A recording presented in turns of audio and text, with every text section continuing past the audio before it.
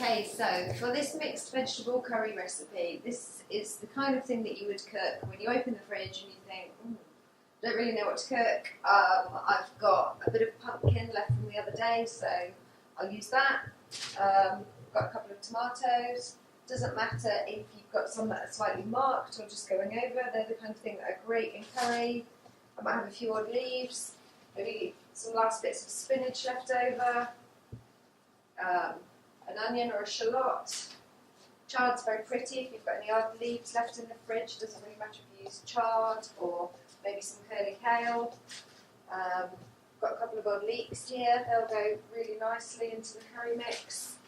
And I could use something like a parsnip or an odd carrot that I've got kicking about in the bottom of the fridge. As I said, it's a really good use up all those odd ingredients, and it also freezes really well. So even if I don't eat it today, I can cook it nice and fresh and stick it in the freezer.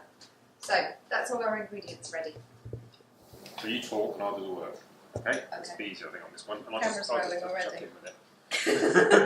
Okay, so this is our mixed vegetable curry. We've got about a pound of vegetables. Whatever you've got in your fridge, whatever you've got in your cupboard is good. So I'm going to start with about 4 tablespoonfuls, so that's a bit more than this spoon that I'm actually using, of oil. I'm going to chop an onion for you. So, nice hot pan. That way.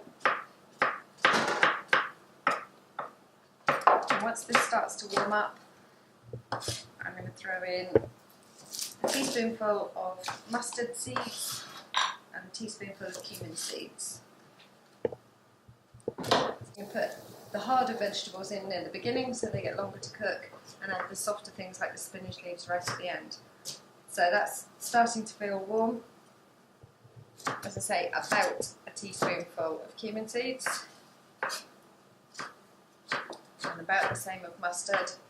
And we want these to start popping. Okay, so our mustard seeds are just starting to pop in the pan, so we'll throw in the onion. Onion and shallot into the pan. And you can hear that's just sizzling nicely. Leek. So we'll have the leek now. Quickly shred up the leek. Square.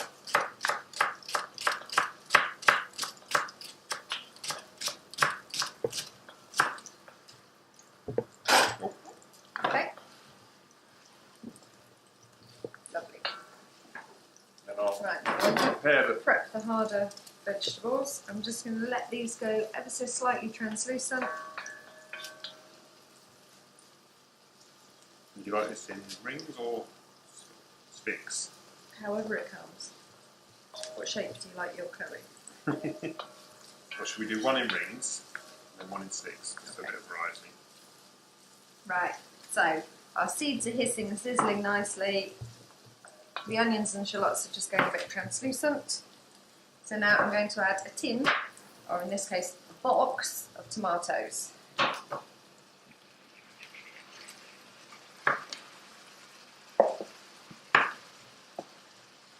we'll stir those through until you just start to see the oil separating out from the tomato.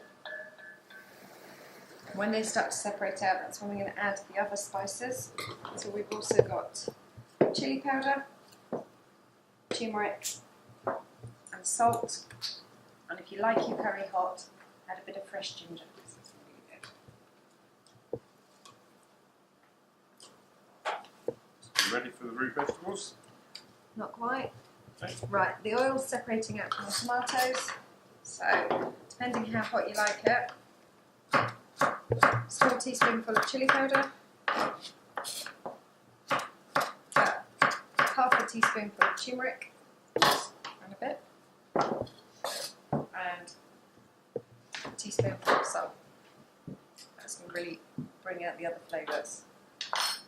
Right, now we can start throwing in the root veg. Okay. In with our parsnips and carrots. And I'll just clean up this bit of squash. Half the squash all of it.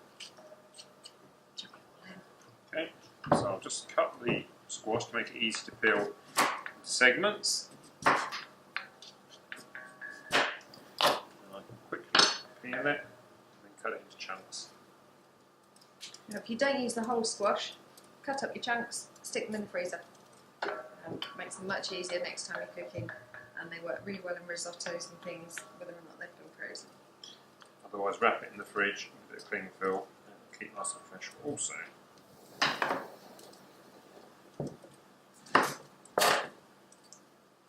I'm just scooping the seeds out with a soup spoon as it happens. It's nice and easy. Then. This is a Crown Prince squash. You can use any type of squash. It just adds a bit of variety to the curry.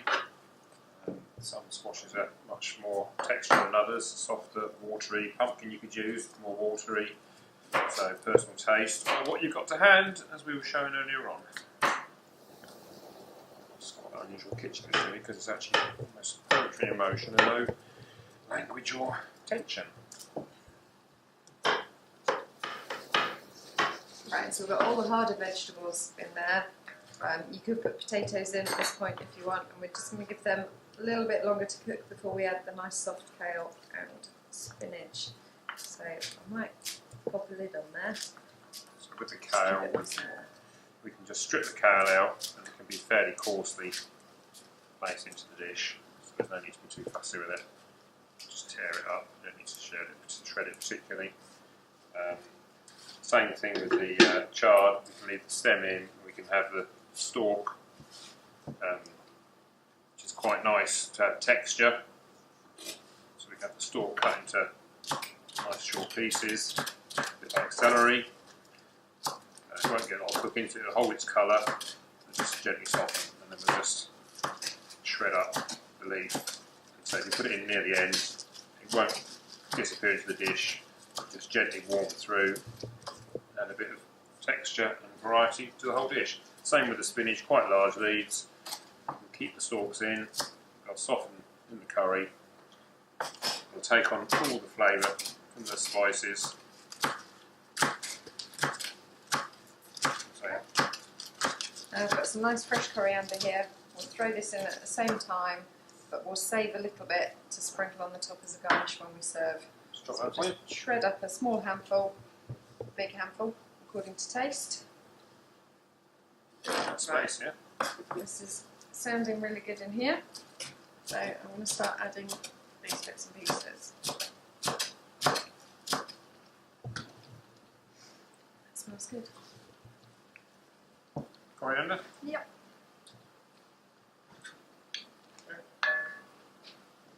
So quick stir through, and then I'm going to cover it up, and we're going to ignore it for 15 or 20 minutes while we prep some rice or some naan bread to serve it with. Take a peep at the curry now. That's been simmering away for about 15 or 20 minutes. The spinach and kale have sweated down, and the root vegetables are they're holding their shape, but you can break through them with a spoon or a fork. So that smells good. Does it smell good? That smells ready to go. Ready to serve. So we'll serve it with garnish with some fresh coriander. In the fridge, we've actually got some naan bread dough ready made. So if we do this later, you can fill it with the naan bread, and we can make some rice up, obviously. But let's not worry about that now. It's just, naan bread is quite good, but we're not actually doing that as a dish, are we? We'll just serve it on the side. We can say it's homemade, but right. Really nice naan bread recipe. You beat it, you stick it on a hot tray, and then you watch it bubble in the oven, lift it out, stick it